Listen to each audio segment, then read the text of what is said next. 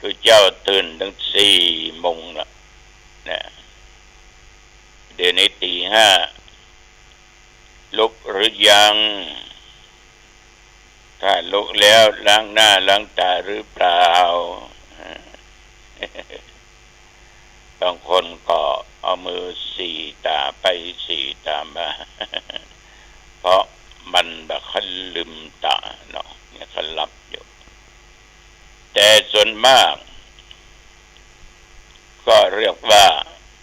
เป็นแฟนรายการนี้จริง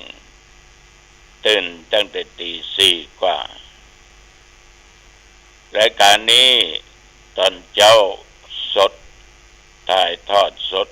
2 สถานีด้วยกันกลางวันเป็นการบันทึกเสียงไปออกอีก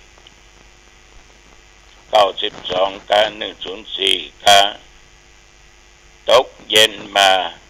ก็มีอีกถ้าเป็นวันเสาร์ก็6 โมงครึ่งเมื่อเช้าที่สถานีวิทยุมก.อำเภอสันทรายจังหวัดเชียงใหม่ใจลูกกงนัดเดียวนะยิงไปหลายเตื้อหลายตี ทั้งนี้ทั้งนั้นต้องขอบใจต่อเจ้าหน้าที่ต่อท่านพระครูวัดผาแดงเป็นอย่างนักนือต่อยมนานสมพรเป็นอย่างนักหนาต่อเจ้าหน้าที่วัดฝ่ายหินตัวมก.ตัวนะและที่จะขาดมาได้ก็ต้องขออนุโมทนาต่อญาติต่อโยมที่ติดตามฟังรายการนี้มาด้วยดีตลอดต่อไปนี้เอามาไหว้พระสวดมนต์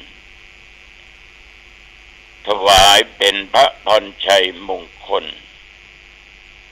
แด่องค์พระบาทสมเด็จพระเจ้าอยู่หัวปีนี้เป็นปีมหามงคลพระชนมายุของพระองค์ท่านครบ6 รอบ72 ปีครบ6 รอบ72 ปีในวันที่28 เดือนกรกฎาคมพุทธศักราช 2567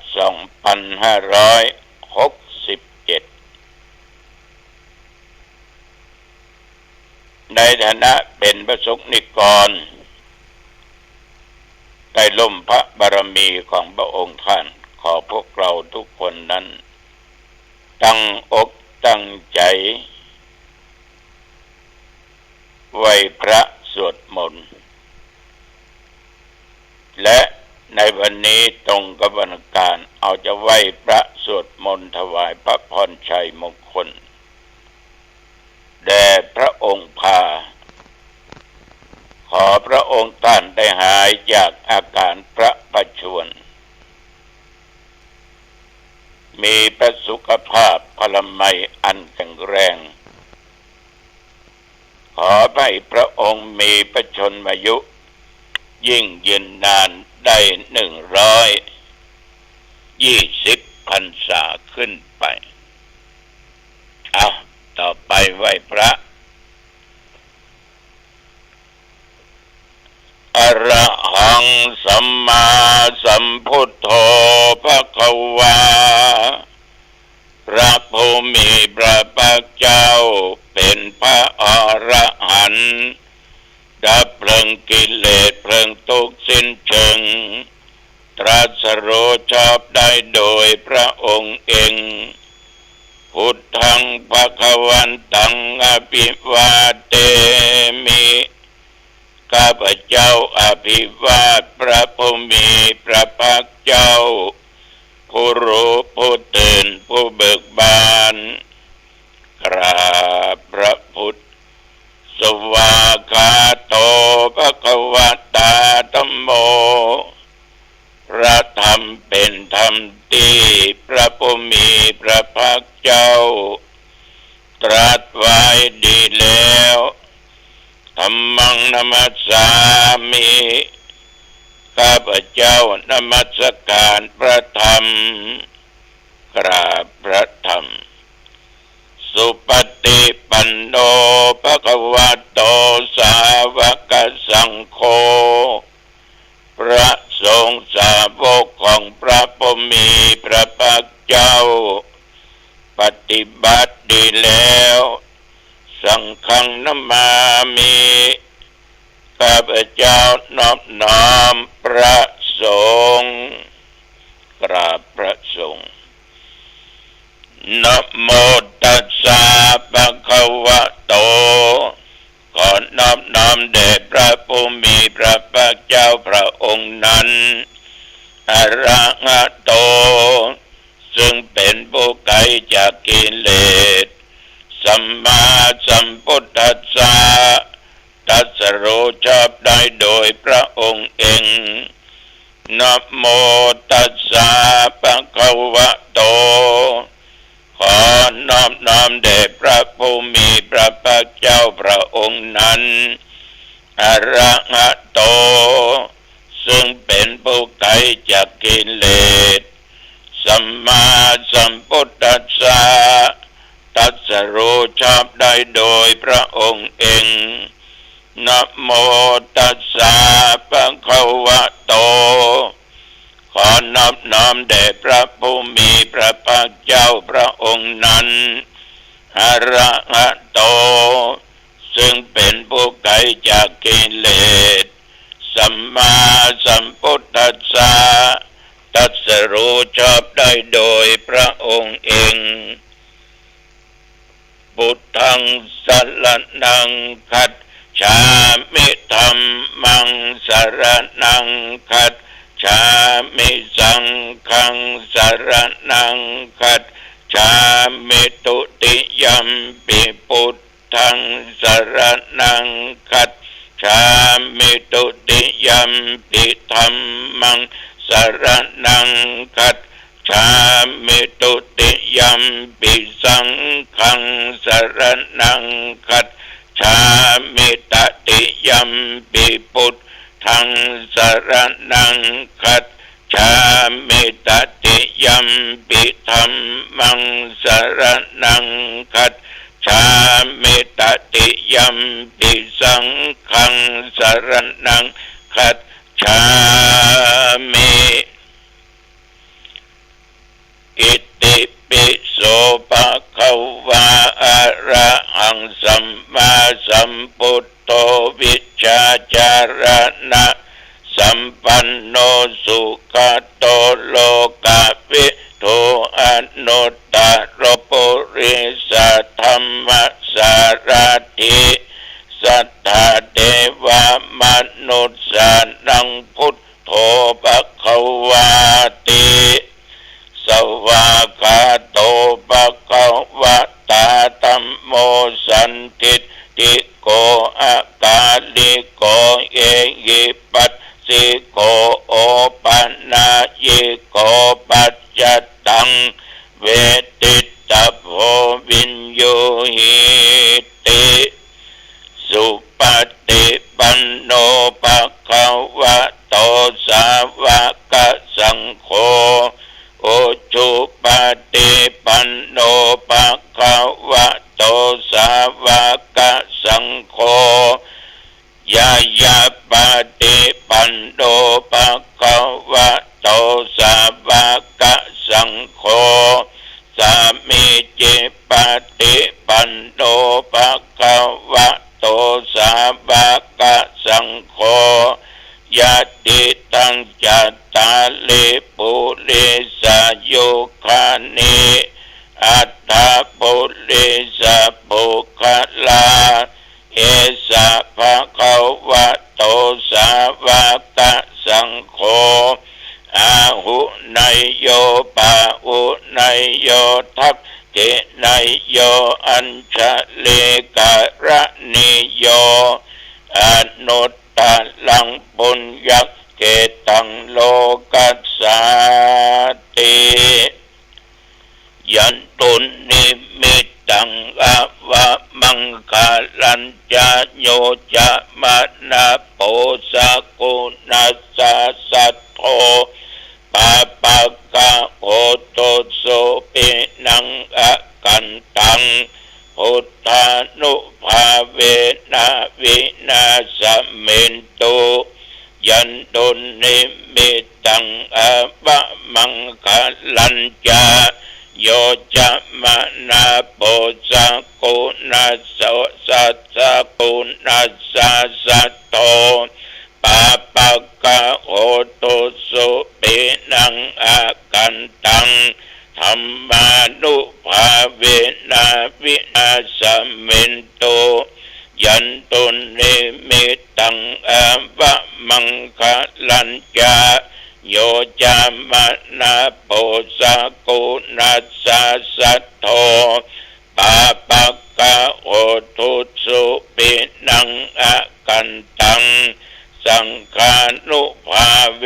นะวินาสเมนตุโพชังโคสัตติสังฆาโตธัมมานังวิจัยโยตถาวิริยัมปิติปัสสติโพชังคาจะตถาปะเรสัมมาตุเปกะโพชังคาสัตเตเตสัพพทัสสินามุนีนาสัมมาทัคคาตาภาเวตาภาหุลิกตาสังวัตตันติอาปิญญายานิพพานายาจะโพธิยาเอเตนะสัจจวัชเชนะโสติเตโอโตสัพพทาเอกัสสะมิงสะมะเยนะโทโมคันลานัญจกัสสะปังอิลาเนตุกิเตติสวาโพชังเกสัตตะเทสัญเยเตจะตังอภินันติตวาโรกามุตติงสุตังคะเนเอเตนะสัจจวัชเชนะโสติเตโอโตสัพพทาเอกทาธัมมราชาปิเกลัญเยนะปิปิริโตจุนตาเตเลนะตัญเยวะภานาเปตวานาสัทธรังสัมโมติตวาจะอาภาธาธัมมาวุฒาสิทานะโสเอเตนะสัจจวัชเชนะโสติเตโหตุสัพพทาปะหินาเตจะอาภาธาตินันนัมปิมะเหสินังมัคคะหัตตะกิเลสาวะปัตตานุปัตติธัมมะตังเอเตนะสัจจวัชเชนะโสติเตโอโตสัพพทาภวตุสัพพมังคลังรักขันตุสัพพเทวตา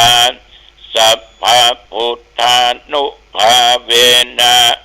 สัทธาโสติภวันตุเตภวตุสัพพมังคลังรักขันตุสัพพเทวตาสัพพธัมมานุภาเวนะสัทธาโสติภวันตุเตภวตุสัพพมังคลังรักขันตุสัพพเทวตาสัพพสังฆานุภาเวนะสัทธาโสติภวันตุเตโดยบทมนต์อันศักดิ์สิทธิ์โดยสัจจวาจาขอถวายพระพร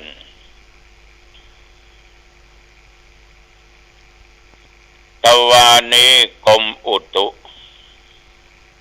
เปิ้นได้ประกาศบอกว่าระยะนี้เที่ยววัดหนองทองและหมู่ใกล้เคียงเหนือใต้ตกออก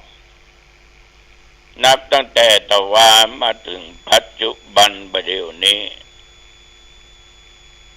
มีรายงานว่าฝนตกลมก็บ่แห้ง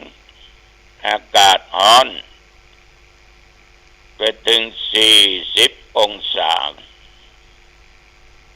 แต่ปัจจุบันเดี๋ยวนี้20 องศา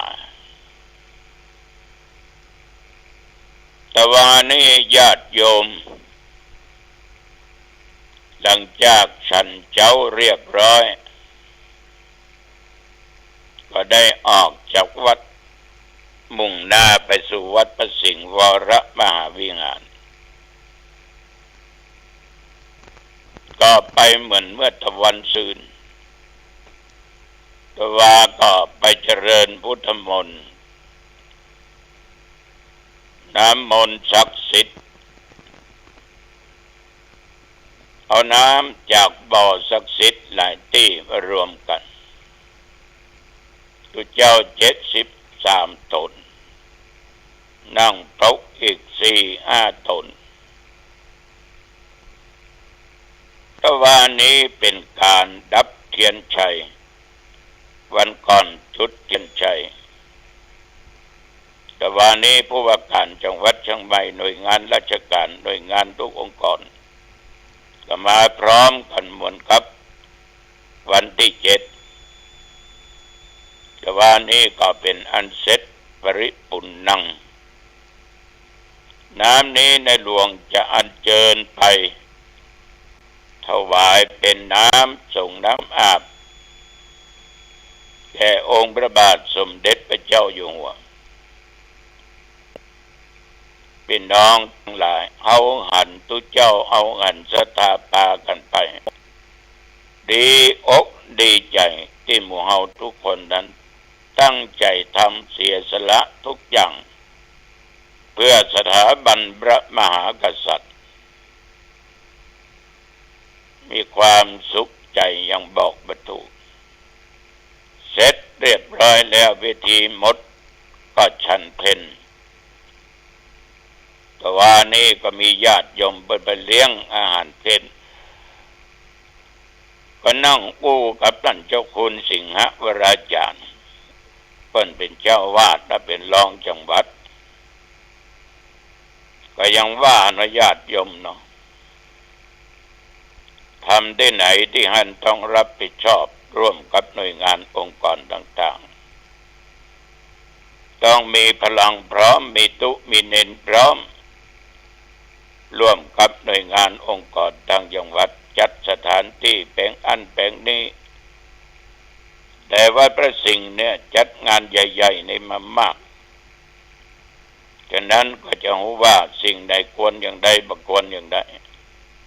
โอ้น่าอนุโมทนาเป็นอย่างมากฉันเข้าแล้วก็กลับมาวัดหนองตองญาติโยมเมื่อตะวันวาเนี่ยมีโยมมาจากอำเภอแม่วางคือโยมสง่ากับโยมวนิดากันดิยะพร้อมกับลูกกับเต้าจุผู้จุคนได้นำขันเข้าและจะตุปัจจัยมาถวายโอ้โหมีข้อควบแผ่นบล่มเลยนะ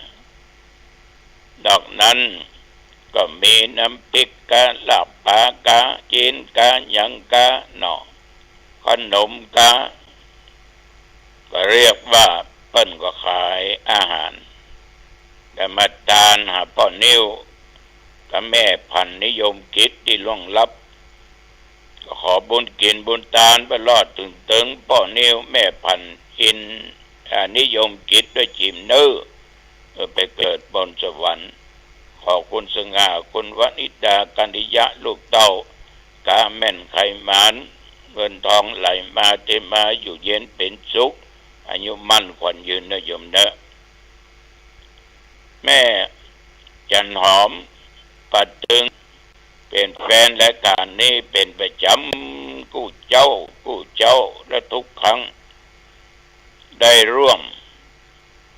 อันหลวงพ่อก็เจ้าขอร่วมบุญถวายกับผ้าอาบน้ำฝน100 กล่องบุญขอบใจนักเน้อยมแม่หอมเน้ออยู่เย็นเป็นสุขอายุมั่นยืนยาวเน้อ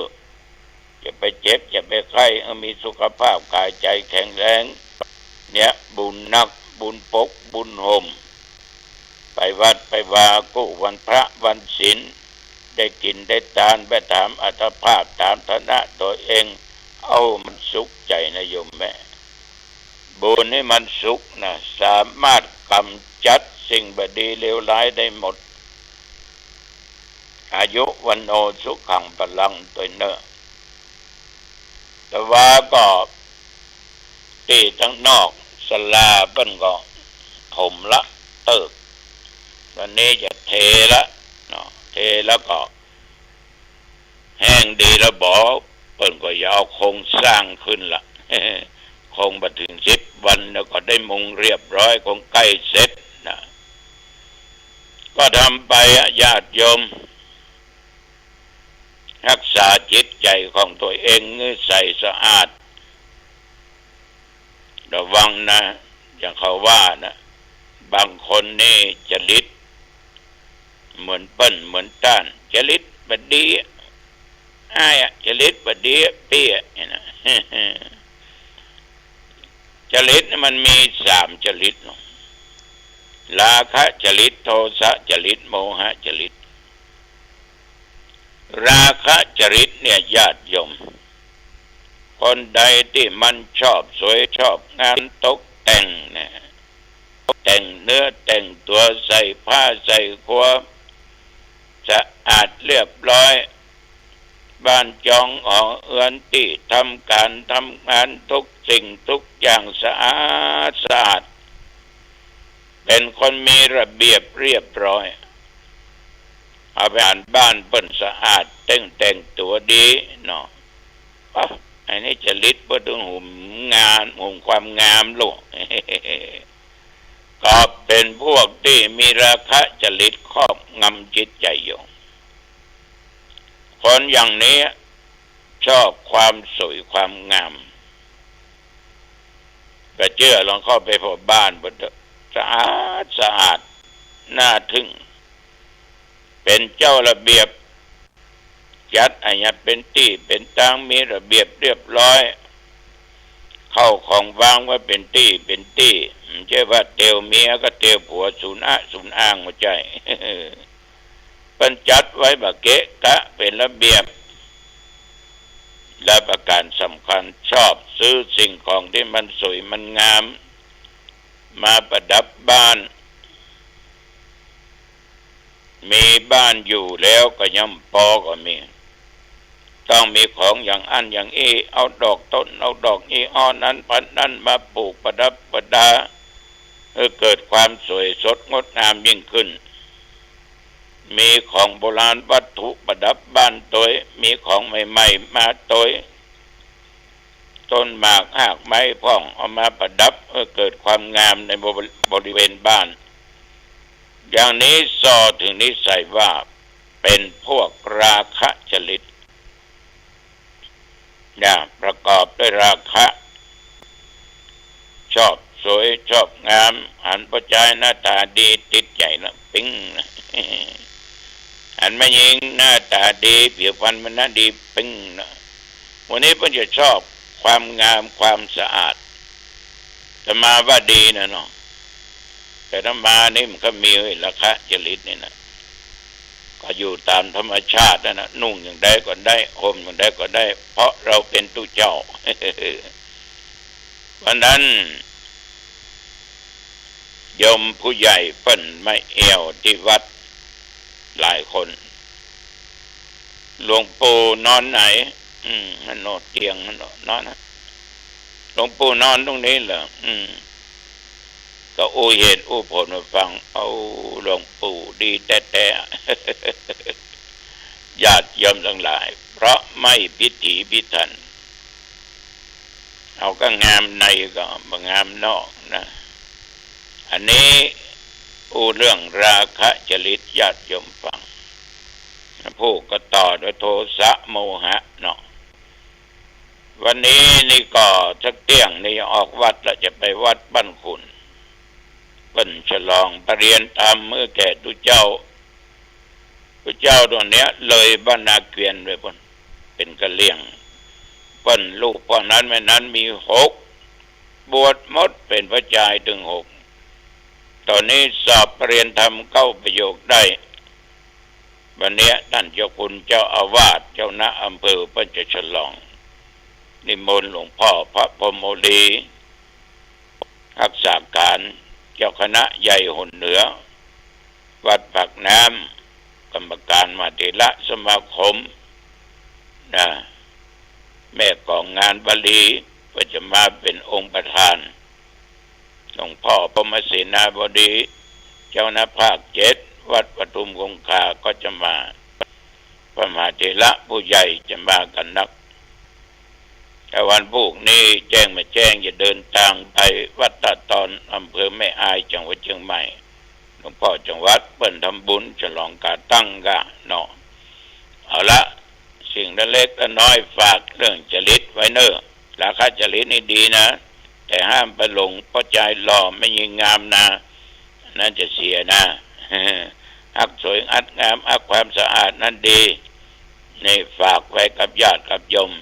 อายุวันโนสุขังพลังพบกันใหม่เนอะโอกาสหน้าเจริญพรคำว่าความดี ความดีเป็นสิ่งที่เราต้องการและปรารถนาความดีมันเป็นเรื่องการให้ทานเป็นเรื่องการให้ทานสร้างวัดสร้างโบสถ์ที่โค